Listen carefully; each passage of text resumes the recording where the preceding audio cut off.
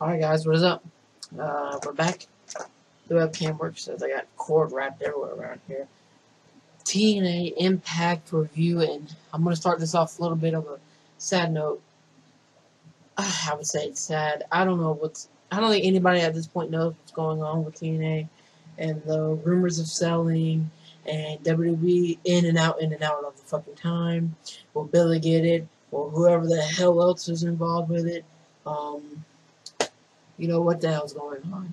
So, there were reports, Billy Corgan's going to get it. There were reports that all Thrux, the people were going to get it like almost a year ago, it feels like now. Probably not, but it feels like it. Then we got WWE. Supposedly they were in it twice.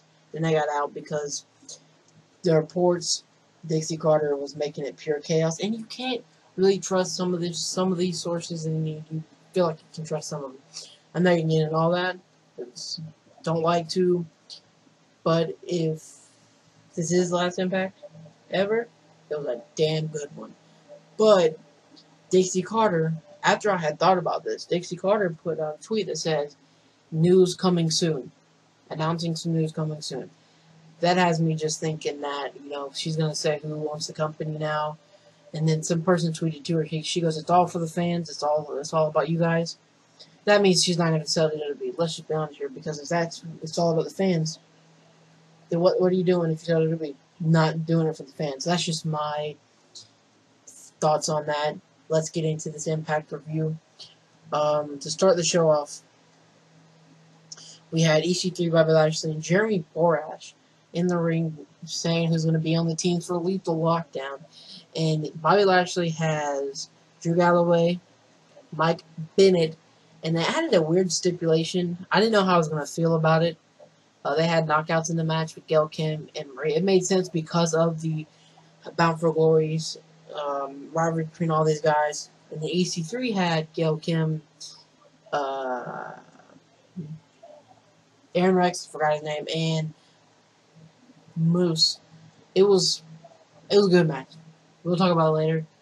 I got a lot of things to say, and a lot of things I liked about that match we'll talk about later. So our first matchup of the night was Eddie Edwards versus DJZ for the X Division Championship. And I've said it before, and I'll say it again. DJZ deserves this championship. I think he should have a long next run and a lot of meaningful storylines. The one guy I want to see him face, though, is Cody Rhodes. I just want to say that now. And there's another person that probably more of what's going to happen. Can we get a storyline with him and Mandrews? I feel like that match would be insane. Hell, even Tigre Uno, whatever the hell that dude's at, they re-signed him a couple months ago, but I have not seen him. And Caleb Conley and Marcia Rocket. I'm just ready for the X Division to be back to where it was. I like what it's at now. I think it need a couple more names. Whatever Caleb Conley and Marcia Rocket debut, it'll be pretty interesting, to be honest. I think so. Some people don't. It was a really good match. What is that fucking move Eddie Edwards does where they're like wrapped around his back and he gets the drawer here and just fucking sits down? What the hell kind of move? What move is that? What is that called? Because I swear it looks like he could be dead. And then Eddie Edwards tries to go for the Boston knee party and fucking DJZ reversed it into a fucking Hurricane Run into the pin. Eddie Edwards kicks out, going for something again. He's running back after him, and then a DDT, and he wins. I was like, let's go. But then celebration cuts short by the Helms Dynasty, and they beat the shit out of DJZ and Eddie Edwards. Fucking Trevor Lee grabbed DJZ. You know they throw him, and their shoulder hits the ring post. They threw him, and the dude went sideways, straight through the ring post. Like, damn, like what the fuck? And then they just destroyed with a drop toe hold, and then a knee right into Eddie Edwards' face. That is an awesome ass move. Holy shit. I'm gonna be honest, that is an awesome move. So that's how that ends. I want to know what's going to happen in Bound for Glory between these X Division. Are they going to do another Ultimate X like last year? I know last year's Ultimate X was pretty good. It's when we got to see Andrew Everett for the first time.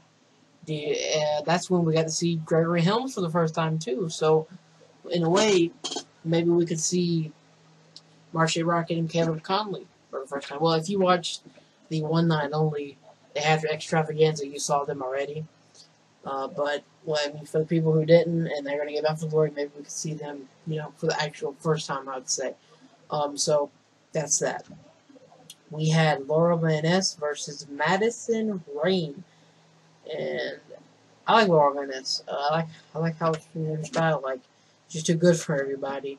She's pretty good. That fucking curb stomp to Madison Rain was nasty looking. Holy shit, I see why they banned that move. Like, I watch Seth Rollins do it all the time.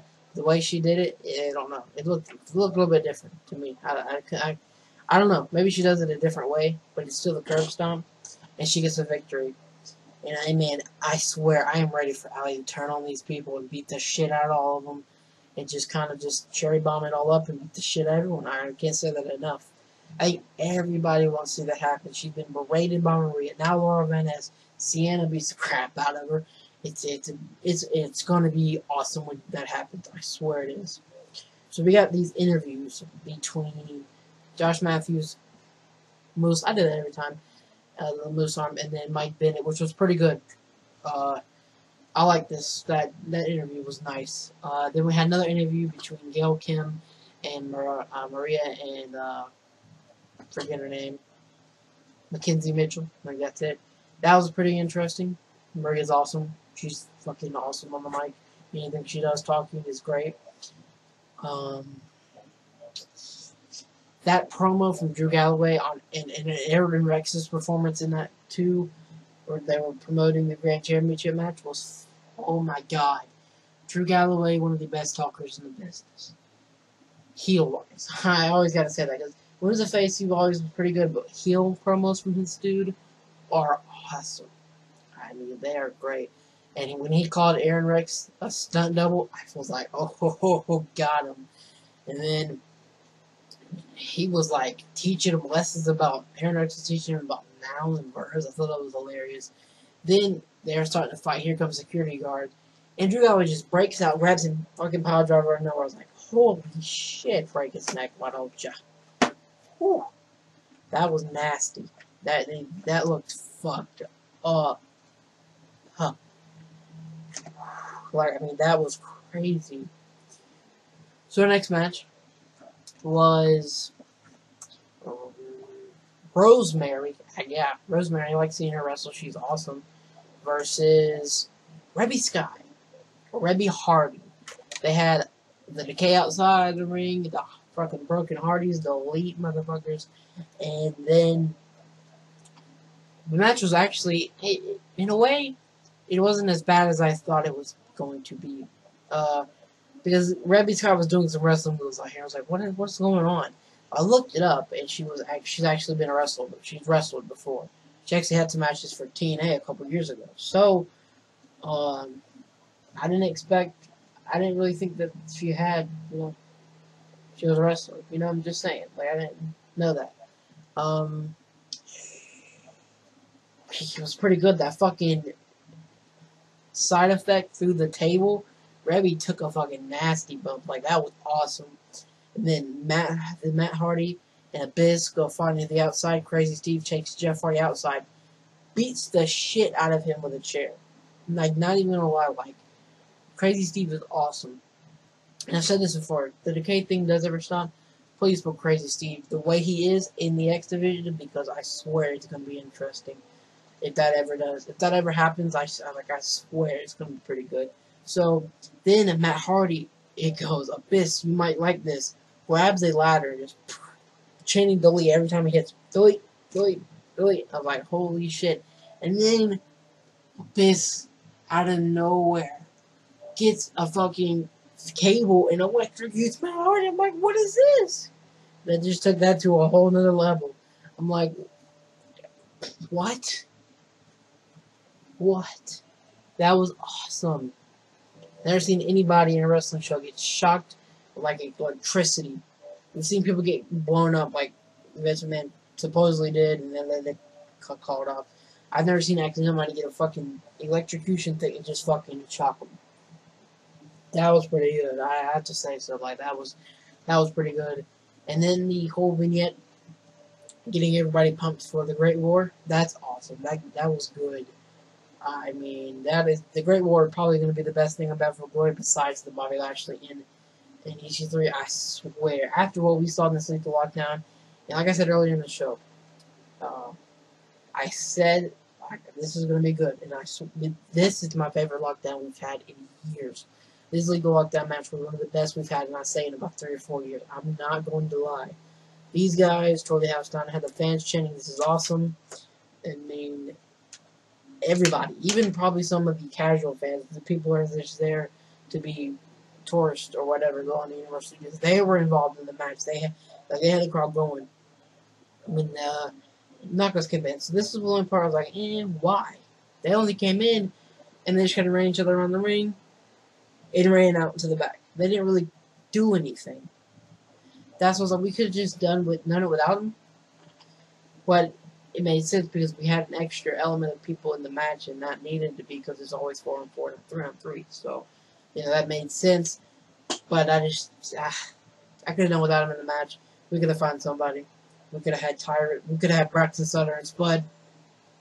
Made sense right there. But I was fine because it kind of continued the storyline going into Mountain of Glory for Maria and Gail Kim. So the match, dude, holy shit, when they got the weapons involved,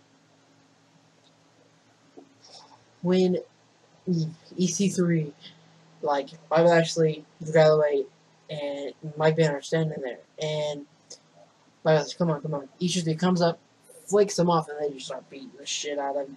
Chairs, pipes, kendo sticks, and then he somehow tries to get up, tries to hit somebody with a pipe. Here comes fucking Mike Bennett out of nowhere with a cutter. Damian Sandow beat the shit out of Bobby Lashley and Mike Bennett, and Drew Calloway with a steel chair. Moose, dude, insane. When he ran up and hit that splash off the top rope, kind of like grabbed onto the cage and then fucking flew back, and that was awesome. Man, Mike Bennett and Moose might be good as well too. Like, Dead Mountain Roar is gonna be awesome. Too bad I'm not gonna be able to watch it. But let's not get past that. When each of them grabbed Bobby Lashley, threw him over the ropes, between the cage and the ropes, grabbed the kendo stick and beat the shit like he was beating a pinata. Just boom, boom, boom. I swear for like not 5 minutes, like 2-3 minutes. Like, it was insane. And then goes in for the TK3. Well, that's what he calls it, right? TK3. Where he got him up, turn on a neck breaker. So then he goes in, tries to run at him again. Somehow, Bobby Lashley hits a spear out of fucking nowhere. I did not see that coming. I thought he was done for. Then he hits that sleeper hold of sorts, and it was over. Man, I was like, oh. You know what? Even though I didn't want Lashley and them to win, I wanted EC3 to win. Man, that was great. Not gonna lie, that was, like I said, one of the best Lethal Lockdowns I've seen in years. Who can agree with me on that one? I think the last great one I saw was a Lockdown in 2011. Yeah, that one was good. Like, I'm not even gonna lie. This one was fucking great. If you've seen a better one before that, let me know what you guys think. I remember the GFW versus TNA one was pretty interesting. I like that one too, but this one was just fucking way better. I'm gonna be honest, this one was great. So, Bobby Lashley gets to pick the stipulation for the match at Bound for Glory, and he picks no hold barred. And if that match wasn't even gonna be even better, it's gonna be insane now. Holy shit. So that is my TNA Impact review. Like I said, this was the last one ever. They went out in a damn good way. This one was great. Like I said, when Dixie Carter put out that tweet about how an announcement coming soon, if something does happen, if somebody buys a company, if WWE buys a company, I'm going to talk about it. If somebody else buys a company, I'm going to talk about it. If it's going to be the end of TNA, I'm going to talk about it. If TNA is going to have a future, I just want to make a video about it. Whatever the announcement is, whenever it happens, I think it's going to happen by Saturday. Maybe, probably tomorrow, but whatever's going to happen, I want to make a video on it. I think it's going to be interesting to see what happens tomorrow. Like, I don't have class again until Tuesday. Next Tuesday, this coming Tuesday, whatever. I've been looking up stuff, just looking at it all day because I have another measure to do. Like, I've just been looking at it. And it has been invested in trying to see what's going on because I think it's great to have wrestling as much as we can. That's my thing. If you're a wrestling fan, why would you not want wrestling on every fucking day like it is now? We've got Raw, Monday, Tuesday, SmackDown, Wednesday, Lucha Underground, NXT, Thursday, TNA, Friday, New Japan, and then On Saturdays where I live, it's ROH on CW, Sinclair, whatever the hell it is. So that's so much wrestling on during the week. I love it. To not have one on Thursdays would kind of be sad. And plus, TNA has been so good this year. And maybe if they would have said that last year, I'd be like, it was alright last year. It was okay. It was not that great last year. There were some things with these three win the championship. I was happy, but other than that, I didn't care. So, if you would have said this last year, I'd have not been so sad as I would be this year because this year it's been so good. I can't say anything else about that. But like I said, if something happens for TNA over the weekend or by tomorrow, I'm going to make a video on it. I really feel like I need to. I've said some stuff about it in this video, but I just really want to make one on it. So whatever happens. But that's going to do it here for me. Make sure to like button, subscribe. If you're new, let me know what you thought of the show, and let me know what you think Dixie Carter's announcement is. WWE Sheep, don't even comment on this video. I don't want to hear it.